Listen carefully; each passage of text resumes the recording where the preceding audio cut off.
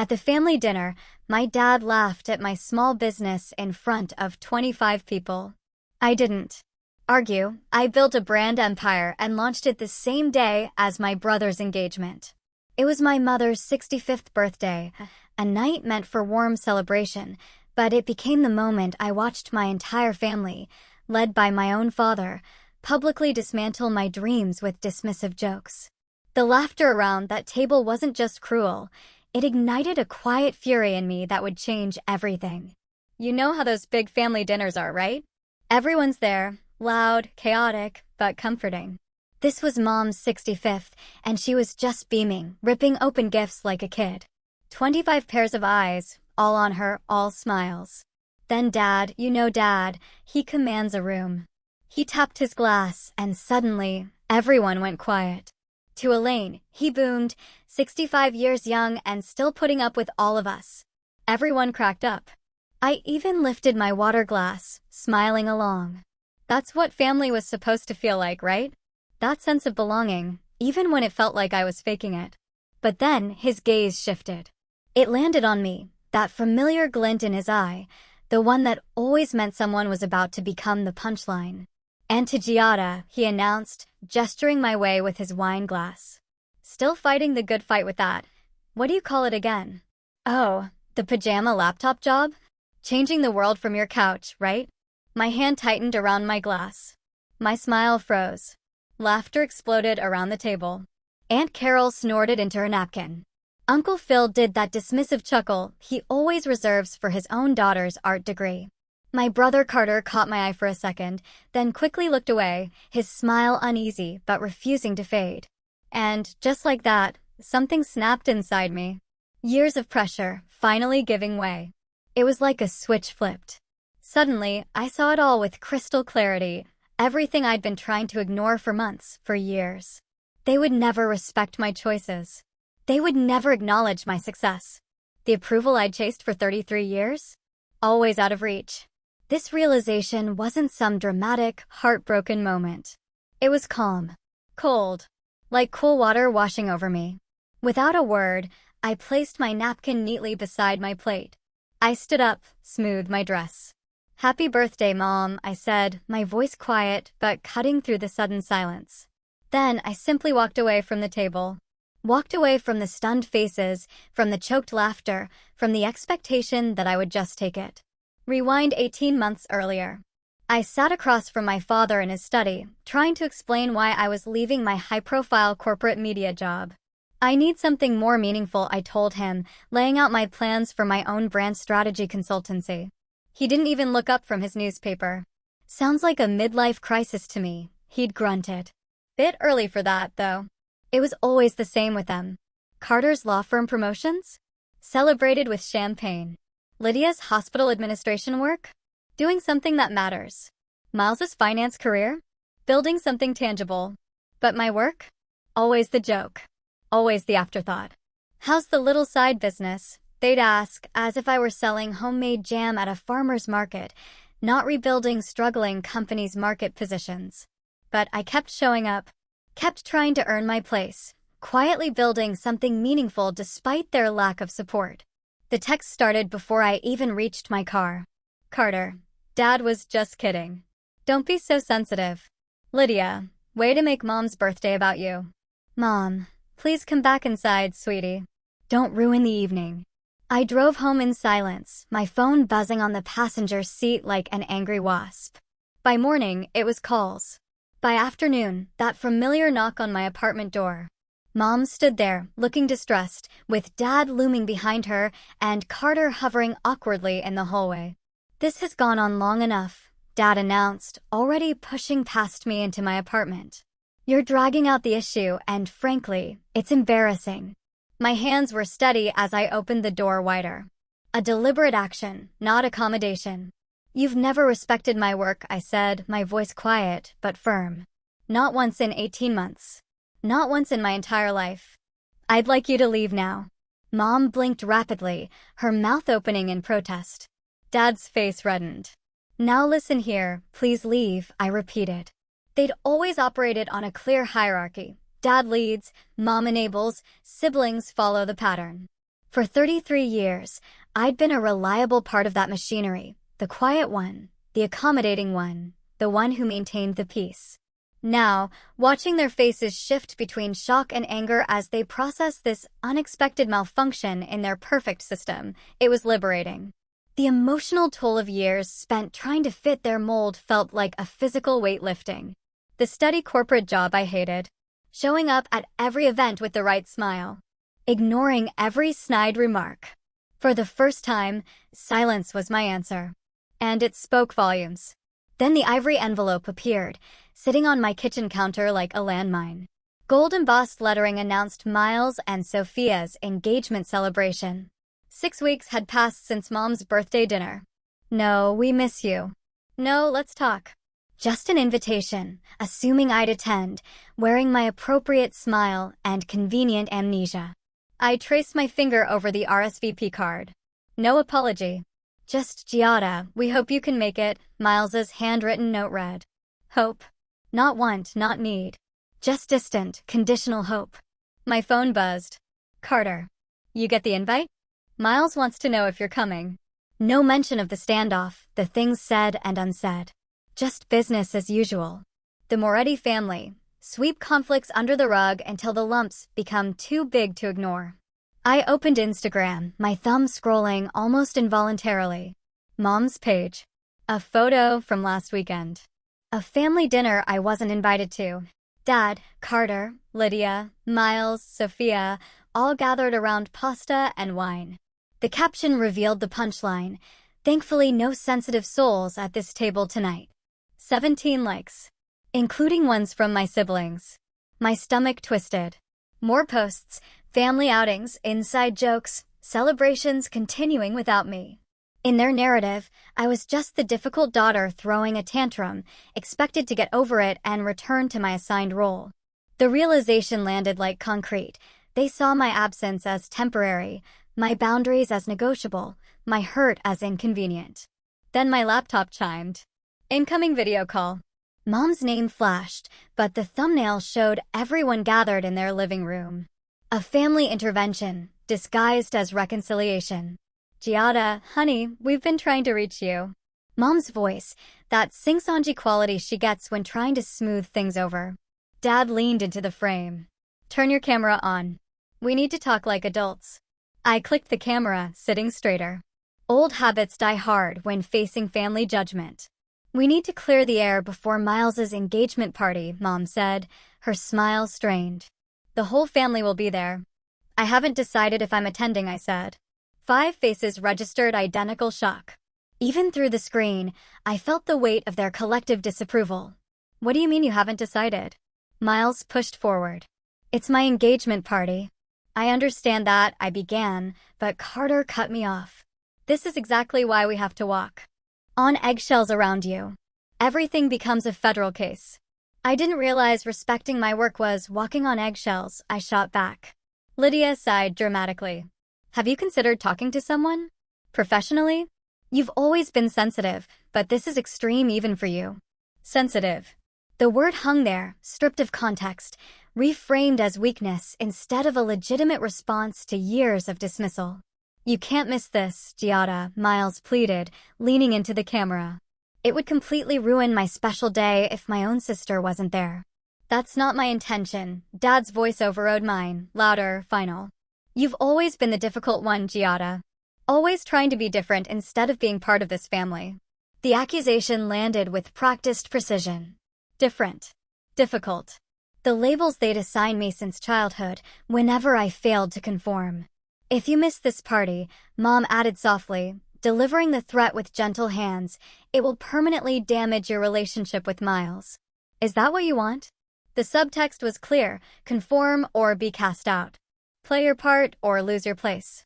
The family system tolerates no defectors. Think about what this means, Lydia continued. All the extended family will be there. What will everyone think if you're the only one missing? Practical consequences unfolded, cousins, aunts, uncles hearing their version of events, whispers of what happened to Giada, with answers shaped by my absence. We're trying to help you, Carter said. Don't you see that?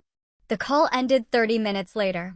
I sat alone, tears falling freely as the weight of their expectations pressed down.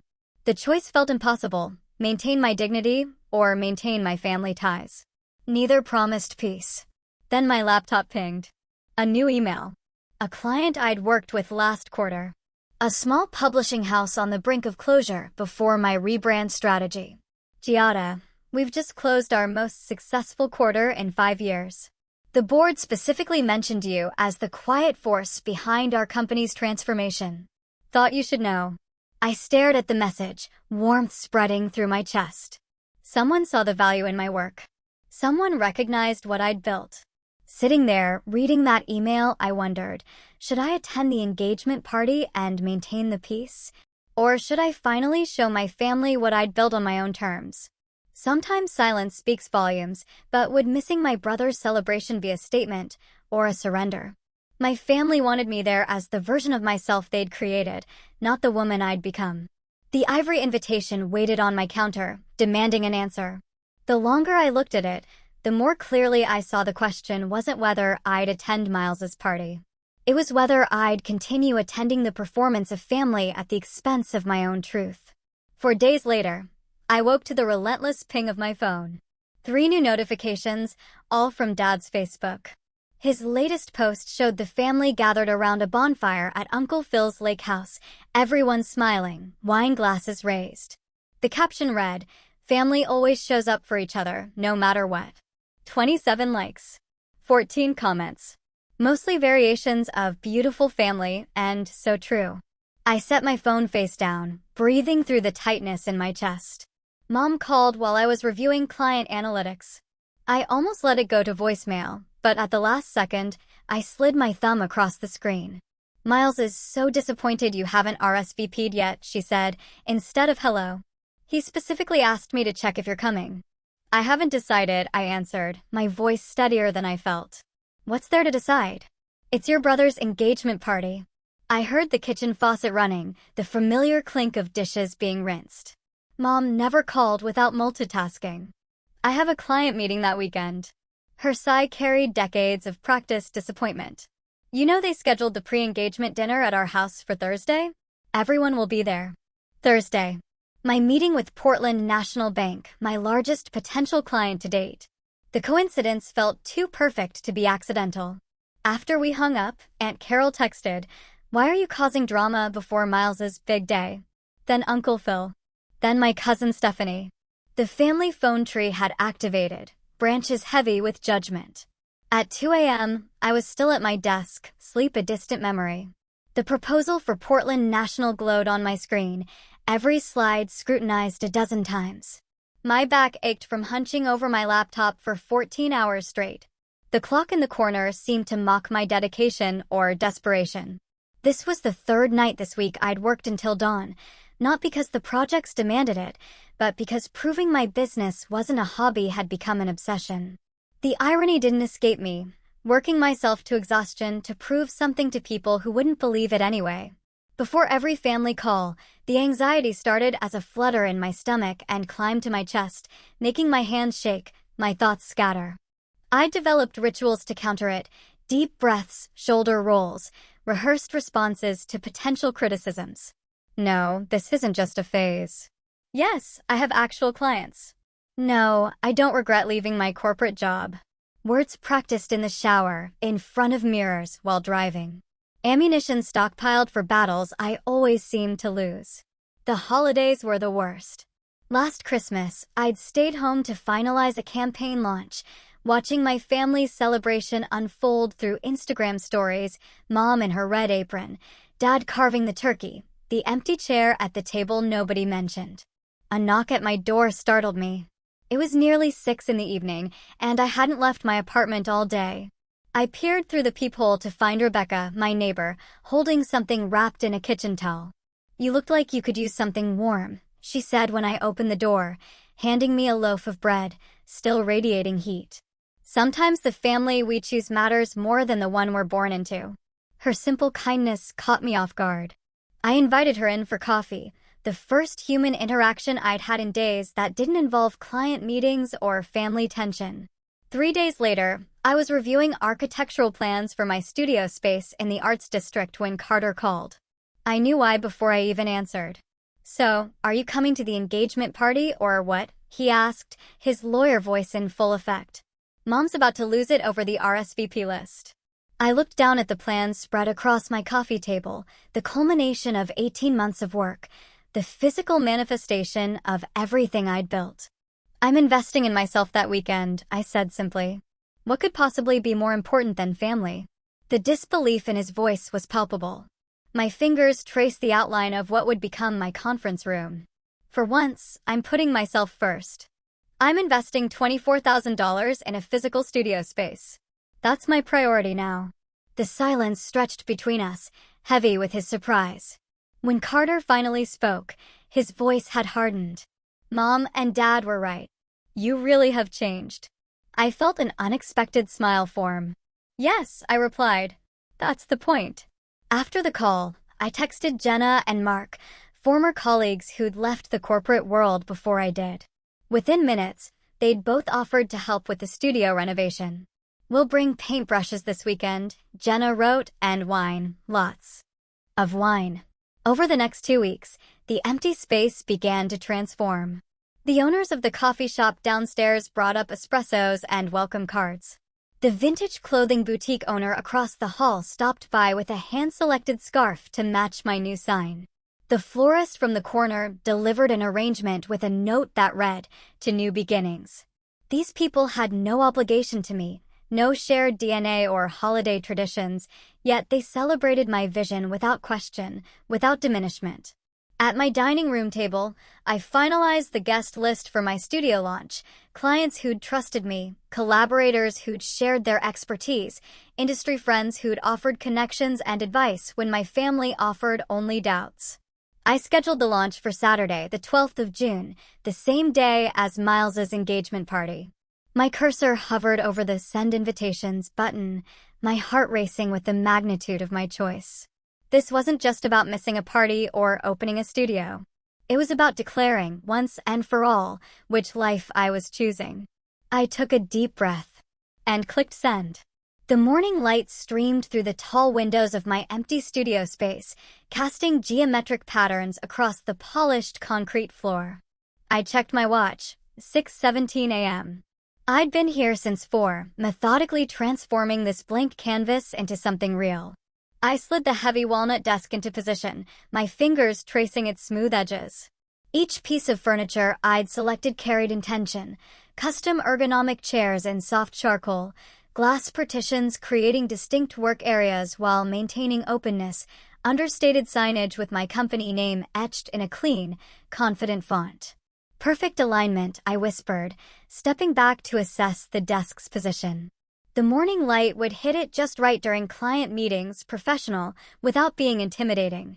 I spent the next hour arranging client portfolios on the central table, each leather-bound folder containing evidence of businesses transformed, strategies implemented, success measured in real numbers. My fingers lingered on the Peterson outdoor gear case study, my first major client after leaving corporate, the one my father had called a small-time operation not worth the effort. When the last portfolio was placed, I stood in the center of the room and took it all in.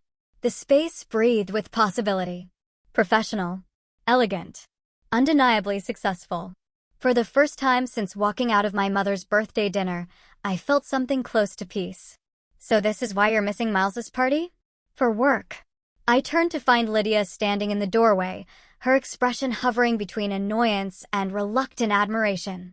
I hadn't invited family, yet here she was, in her designer blazer and perfect makeup, uninvited and unexpected. "The launch has been planned for months," I answered simply, watching her eyes travel around the space, tallying its worth. "Miles is devastated, you know. An engagement only happens once." Her voice carried the practiced guilt I'd heard my whole life, but something was different now. We were on my territory, not gathered around our parents' dining table. Before I could respond, Jake Peterson himself approached from the refreshment table, champagne flute in hand. "Giada, I was just telling the Chronicle reporter how your rebranding strategy boosted our Q2 sales by 38%. He gestured toward a woman taking notes near the window. This genius saved our family business after 30 years of steady decline. 2 other clients joined the conversation, each adding their own testimony. She completely rebuilt our digital presence. The quiet force behind our turnaround. Portland's best-kept secret. Lydia's expression shifted, almost imperceptibly. Her mouth opened slightly, then closed. For the first time in our adult lives, I watched my sister recognize something in me she hadn't seen before. "I had no idea," she said quietly, her phone already out, snapping pictures of the space. "Does Mom know what you've built here?" As Lydia took photos to send to our family, I hesitated to ask her to stop.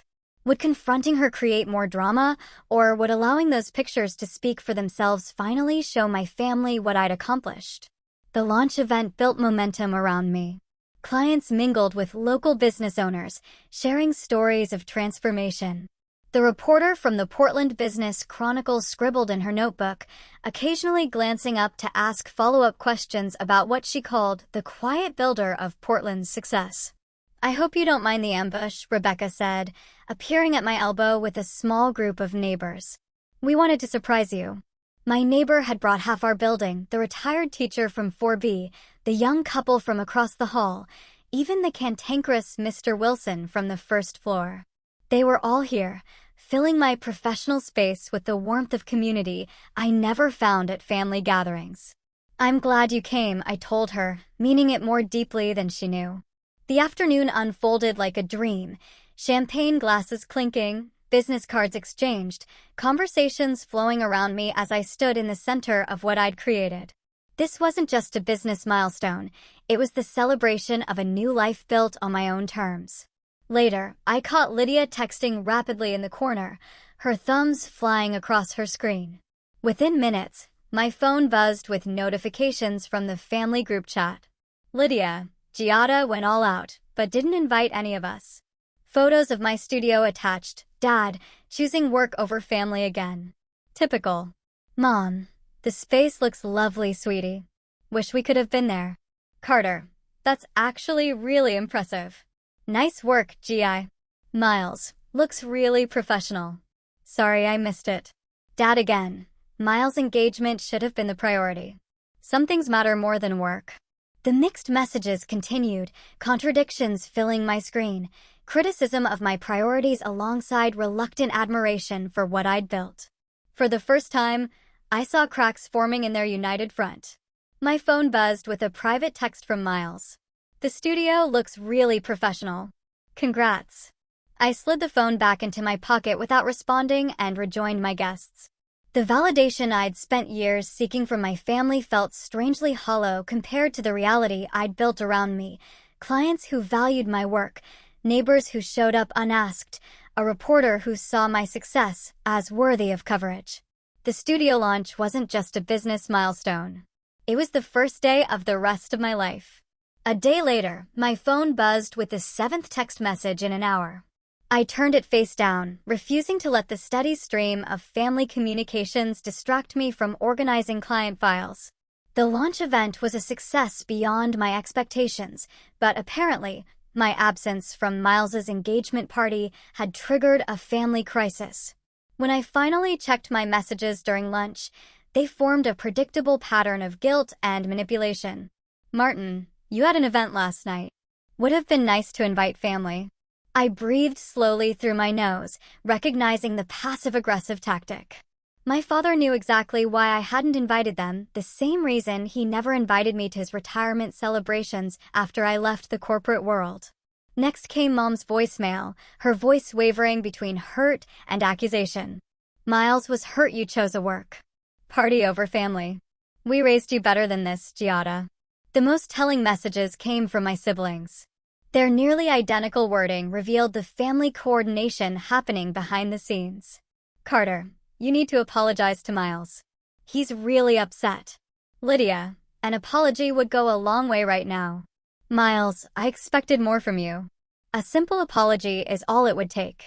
The final blow arrived just before I closed my office for the evening. Dad's ultimatum, wrapped in family concern. Your continued disrespect may result in us having to exclude you from future gatherings until you show proper remorse. This isn't what families do to each other. I placed my phone in my desk drawer without responding and drove home with the windows down, letting the air clear my thoughts. Morning light streamed through my apartment windows as I sipped coffee and scrolled through local news. A headline caught my eye: Portland's quiet powerhouse, how Giada Moretti is transforming local businesses.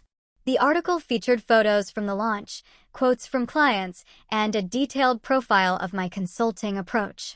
My phone chimed with notifications, a flood of new inquiries from potential clients who'd read the feature, 3 requests for consultations, 2 partnership proposals, and an invitation to speak at a local business leadership forum next month.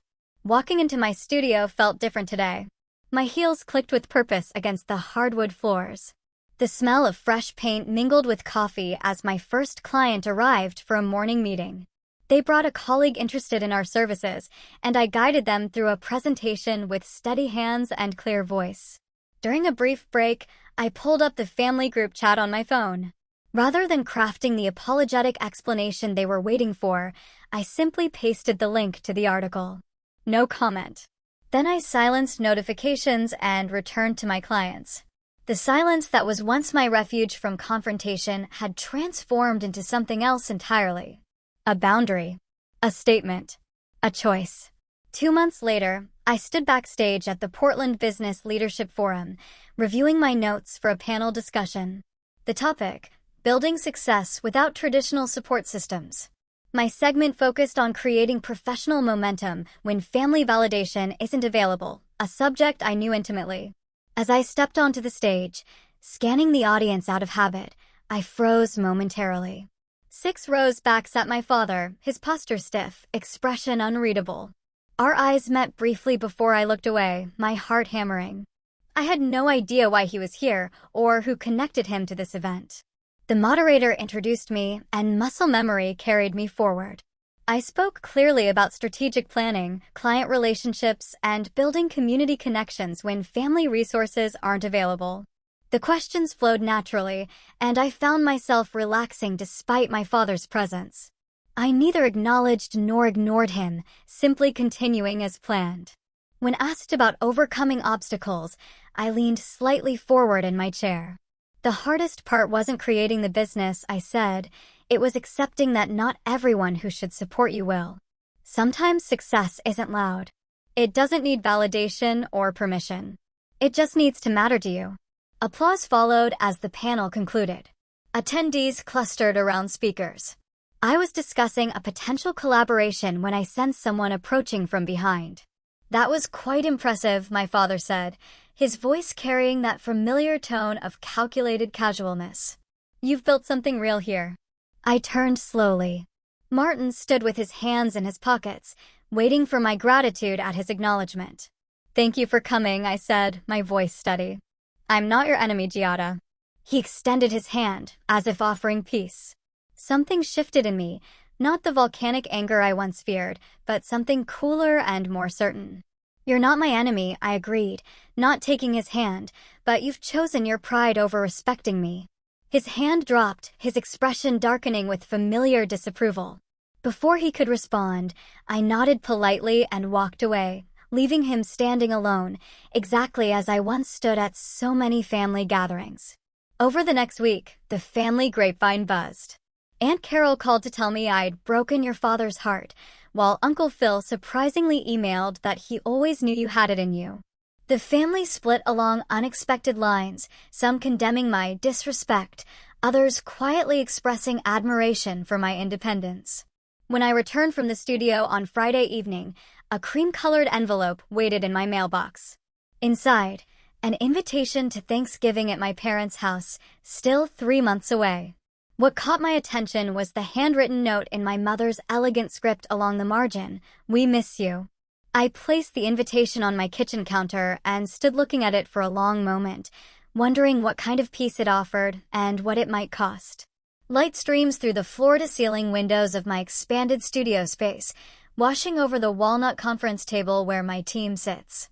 3 months ago, this space was half the size. Now, with the adjoining unit incorporated, Patterson and Moretti Brand Consulting occupies the entire corner of the Portland Arts District building. The Westbrook campaign exceeded their quarterly targets by 23%, I say, clicking to the next slide. Their social engagement has doubled since implementing our strategy. Heads nod appreciatively around the table. 5 consultants, all reporting to me. A reality I sometimes still can't believe. Giada, Bloomberg Business just ran that feature on women-owned consultancies in the Pacific Northwest, Kendra says, sliding her tablet toward me. You're highlighted in the sidebar as Portland's quiet powerhouse. I smile, remembering how I once rehearsed responses to my family's cutting remarks in bathroom mirrors. Now, my name appears in business journals, and local entrepreneurs seek me out at networking events. The revenue reports show a 40% increase since last quarter. Numbers don't lie, unlike family platitudes. Let's wrap for today, I say, standing. Great work, everyone. As they file out, I notice the ease in my shoulders that was never present at family gatherings. The constant tension, the need to defend, explain, justify, it has finally lifted. Later that evening, my dining room fills with laughter. 8 people gather around my table, colleagues, neighbors, local business owners who've become friends. Rebecca places a steaming dish of paella at the center.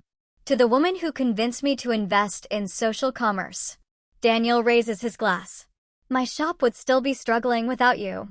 The pajama strategist strikes again, jokes Amy, my new business partner.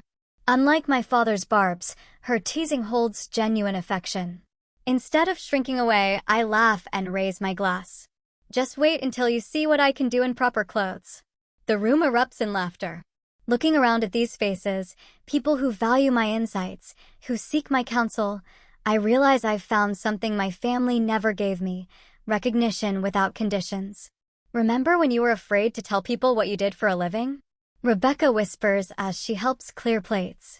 I nod, recalling how I'd mumble vague descriptions of my work, trained by years of dismissal to expect the same from everyone. The following weekend, a small group gathers in my backyard. Rebecca brings her famous lemon bars. The original supporters who helped paint walls and assemble furniture for my first studio space relax in Adirondack chairs on the lawn. I raise my glass to creating our own definitions of success and family. Their faces reflect back the truth I've finally embraced, that family isn't just determined by blood, but by who celebrates your authentic self. Another Thanksgiving invitation sits on my desk the next morning. My mother's handwriting on the envelope still triggers a phantom anxiety, but it no longer consumes me. The fear of their judgment has diminished with each achievement they can no longer diminish. I've decided to attend, but on my own terms. I'll bring my portfolio, not defensively, not seeking validation, but as a matter of fact, this is who I am, this is what I've built. The lightness I feel is unfamiliar, but welcome. I've constructed a life that doesn't require shrinking myself to fit into my family's narrow definition of success. I've stopped waiting for their approval to feel complete. I place the invitation beside my computer and turn at the sound of a gentle knock. My assistant appears in the doorway. Your 10 o'clock is here, she says, the CEO from Meridian Technologies. I stand, smoothing the front of my dress, a gesture that once signaled anxiety, but now feels like preparation. As I prepared to face my family again, I wondered, is it better to maintain relationships with those who diminish you by setting firm boundaries, or to build a completely new circle that celebrates who you truly are? The hardest part wasn't walking away that first night. It was deciding if and how to walk back in.